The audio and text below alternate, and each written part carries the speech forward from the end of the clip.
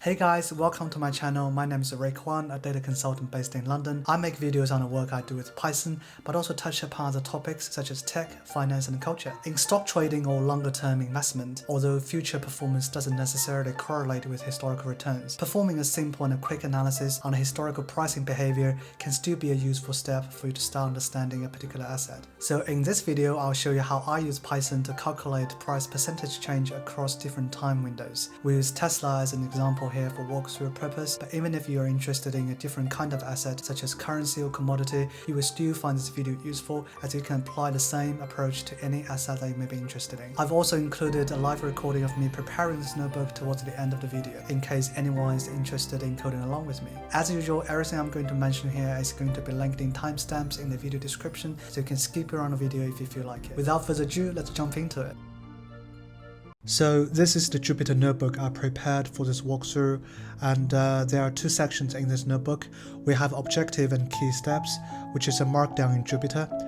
I normally put all the key objectives and steps in here because one lesson I learned over the years is that as humans, sometimes we can be easily overwhelmed by a large volume of information, even if we are the ones producing the information in the first place. So it's really become a routine for myself just to put all the thoughts and notes up front before cracking on such an exercise. In this exercise, we'll first import the Tesla pricing data, do some light touch data cleansing, and then create percentage change on the closing price for one and multiple time windows. Let's first import the data. So the Yahoo Finance API takes in three variables.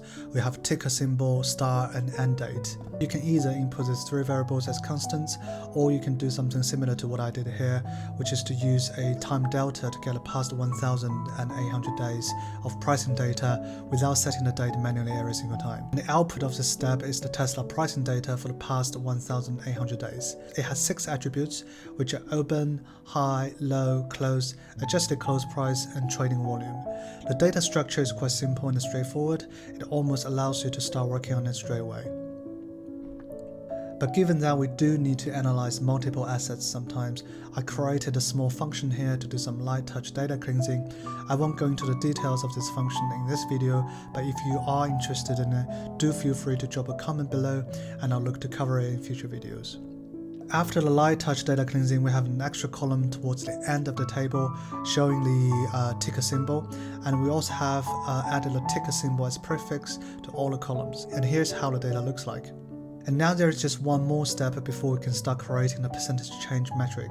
As we need to refer back to the open, high, low, and close price quite often, what we can do here is to use variables to store those column names. That's what this for loop does. After all the initial data preparation, we can finally start creating the feature. As you can see here, the code required for this is actually surprisingly short, which is really the beauty of Python. So here we have set a time window to 1. We use this variable to store the name of the columns we are looking to create, and then the job here is done. And here's the column we just created, which shows the daily price percentage change of Tesla. Now that we have the percentage change for one time window, creating the same feature for multiple time windows become a lot more straightforward.